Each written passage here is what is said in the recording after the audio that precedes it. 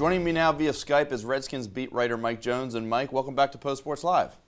Hey, thanks for having me. Hey, Mike, obviously we're going to talk about the draft, and I want to get your top level sort of what stood out to you and surprised you about the Redskins draft strategy. Well, they stayed true to their plan. Bruce Allen had said it the days leading up that they were going to make moves with an eye on 2015 and 2016, and you didn't know if they were actually really thinking that way or if they were going to try to make a move into the first round and almost like a desperation move, but they did not. Every single pick that they made was basically looking to improve depth at positions, not really looking for someone to make a big splash and immediate impact, but guys that they could develop into players for their long-term needs. Their first pick in the second round, Trent Murphy, obviously they traded the pick back, dropped down to get Trent Murphy. What does that selection mean for Brian Orakpo's future with the team?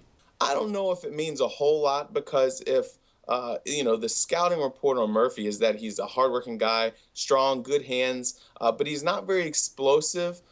He doesn't have the motor even that Ryan Kerrigan seems to have. Jay Gruden said he needs to become more explosive. He needs to get a little stronger. So he's almost more like a project type of guy, a guy they can put in there in situations this year just to help pass rushing. I don't know that he is the level of player that you want to be a replacement for Brian Orakpo down the road if they can't get something done. Now, does it mean that they think that eventually he can be the sidekick and they could slide Kerrigan over to that other side if they could not re-sign Orakpo? Possibly. But for right now, I don't know if you can put a whole lot of stock into what this means for Orakpo.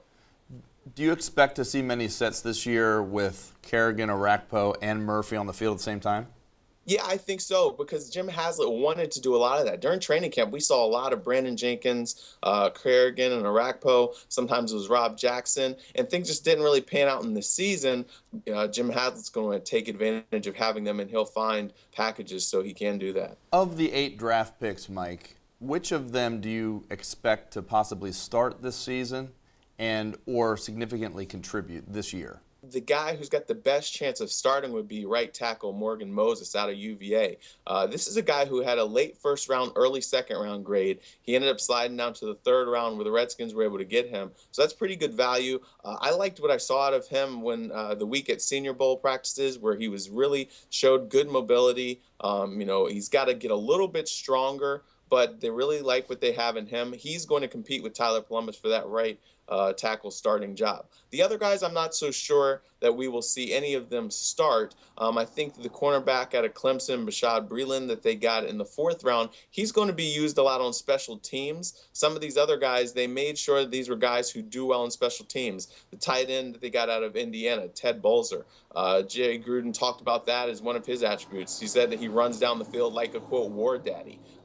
So possibly him as well contributing on special teams and also some pass catching situations. And then we'll see what happens with Zach Hawker, the kicker that they took, because they do have Kai Forbath, but they really liked him enough to draft him rather than to, go into trying to sign him as an undrafted free agent. And so he's going to compete for that kicking job. Will he beat out Forbath? I don't know, because he's pretty accurate, but he does have better leg strength on kickoffs.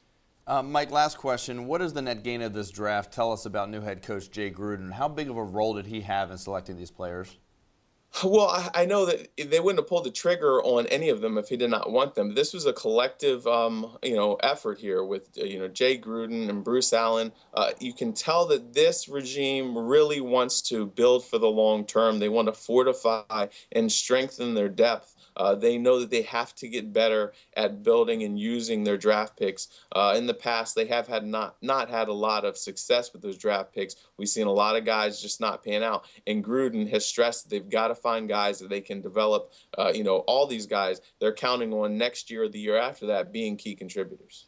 All right, Mike Jones, thanks for joining us. We made it through an entire segment without mentioning RG3. I can't believe that. Thanks for joining us, and we'll see you later this season, maybe once mini camp start up again. All right, thanks. I'll see you. All right, thanks, Mike.